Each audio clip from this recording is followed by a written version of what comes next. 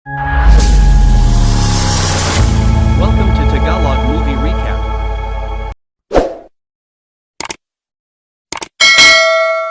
Nagising si Robinson sa kanyang matalik na kaibigan bahay ngayon ang mga babae ay pupunta sa lawa.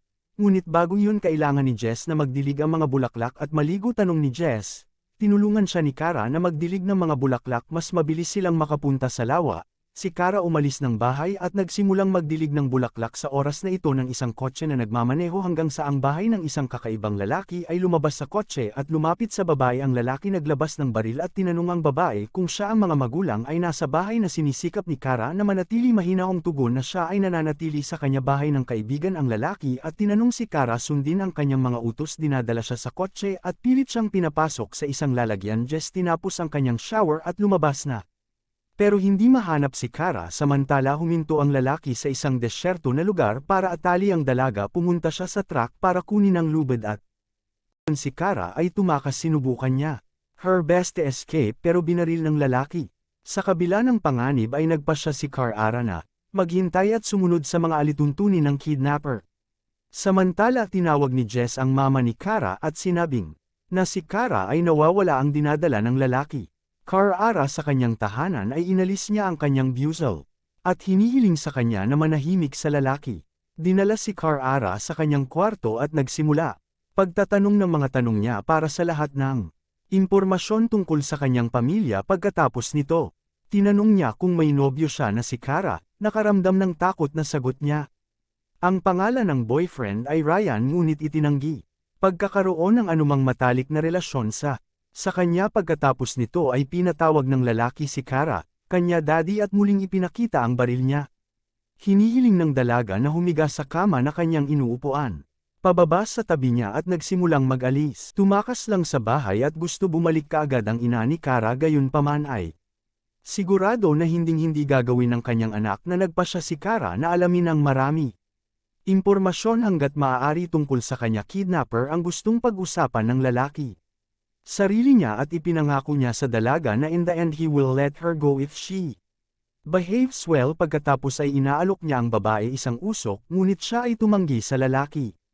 Nagpapaalala sa kanya na dapat niyang sundin ang lahat ng kanya mga order.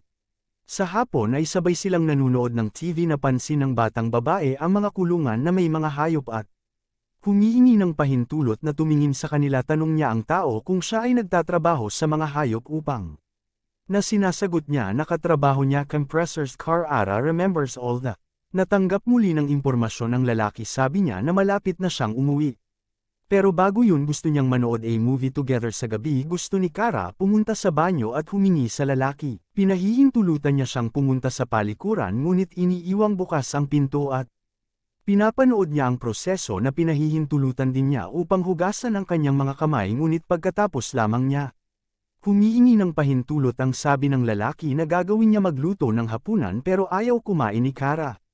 Nagagalit siya sa dalaga at sinabi yon dapat niyang sundin ang mga alituntuning sinasabi niya. Makakatulong sa paglilinis habang siya inihahanda ang pagkain na pinahihintulutan ng lalaki kay Kara. Nagwawalis ng sahig habang naglilinis ng Kara. Pumunta sa refrigerator at sinubukan tandaan ang numero ng telepono ng dentista. Siya napapansin din ang kalendaryo at naaalala ang mga entry dito ay pinapanood lang ng lalaki. Ang babae ay nagwawalis ng sahig at sa dulo tanong sa kanya na tanggalin ang kanyang t-shirt. Samantala ang ina ni Kara ay dumating sa istasyon ng pulisya na sinusubukan niyang ipaliwanag ang sheriff na hindi kaya ng kanyang anak. Binubuksan ang balita at sinabi na ang hindi pa siya sinimulang hanapin ng mga pulis. Sabi ng kanyang mga magulang at kaibigan ay hindi care about her. Biglang nagiging lalaki. Agresibo at inutusan ng dalaga na bumangon at pumunta sa kwarto. Sabi niya na siya kailangang gumawa ng isang tawag at kailangan niya umakyat sa lalagyan at huwag gumawa anumang ingay. Ay binubulabog niya ang dalaga at pinapasok ibang silid ngunit nagsimulang magpanik si Kara. At hindi makahinga ang lalaki ay lumiliko at tinatanggal ang gag niya. Sabi niya na kung siya sumisigaw na papatayin siya ng ilang minuto. Maya-maya bumalik ang lalaki sa kwarto at pilit pinapakalma ang dalaga. Sabi nito nagkaroon din siya ng panic attacks at naiintindihan niya kung ano ang ibinibigay niya Kara ng tableta at sinabing makakatulong ito sa kanya. Huminahon sa gabi ay napansin ni Kara ang isang lalaki pagbubukas ng kakaibang oras ng dibdib para sa kama ang matutulog sa umaga. Kara gumising muna at agad na nagsisimula freeing her hands. After that she rises at maingat na tumungo sa labasan. Maingat niyang binuksan ang pinto at sumugod palabas sa kalye nang makitang may dumaan kotse. Itinigil ito ni Kara at nakiusap sa dalawang lalaki sa loob para ihatid siya sa pulis istasyon na humihimok sa kanila na alalahanin ang numero ng apartment kung saan siya tumakas. Pagdating sa istasyon ipinaalam ni Kara sa opisyal na siya nga kinidnap na nagsasabi ng kanyang pangalan at nagpapaliwanag kung paano siya nakatakas. Nagtatanong si Teniente Roland tungkol sa mga pangyayari at ikinwento ng dalaga kung paano iinagaw siya ng estranghero noong nakaraang araw. Pananakot sa kanya ng baril at isinailalim siya sa pang-aabuso sa sarhento. Tanong ni Jennings sa dalawang lalaki na escorted the girl pero kaya lang nila alalahanin ang kalye kung saan nila siya natagpuan. Hindi maibigay ang numero ng apartment. Ipinaalam ni Teniente Roland kay Kara iyon nakipag-ugnayan ng kanyang ina sa pulisya. Ilang oras bago niya kinontak ang kanyang ina at ipinaalam sa kanya na si Kara ay matatagpuan. Nagtatanong ang opisyal kung naaalala ni Kara ang lokasyon ng kidnapper apartment niya. Sagot na hindi niya maalala pero nag-aalok na muling bisitahin ang lugar upang i-jogging siya. Alaala sa pagdating ay pilit ni Kara tukuyin ang partikular na apartment sa katulad na hitsura ng mga gusali. Ang pulis pigilan ng isang taong dumaraan at ilarawan ang pinaghihinalaan ngunit binanggit niya na maraming tao sa lugar na tumutugma sa paglalarawan na iyon. Ang paglabas sa Carrot ay naglalarawan sa kanya kidnapper's apartment bilang pagkakaroon ng marami hayop at isang malaking poster ng lobo sa pader. Nakikilala ng isang bystander ang paglalarawan at nagbibigay ng apartment numero na nag-uudyok sa pulisya na magpatuloy sa kinaroroonan naman ng ina ni Kara. Pagdating sa istasyon ng pulis at mga boses ang kanyang mga alalahanin tungkol sa kanyang anak na babae.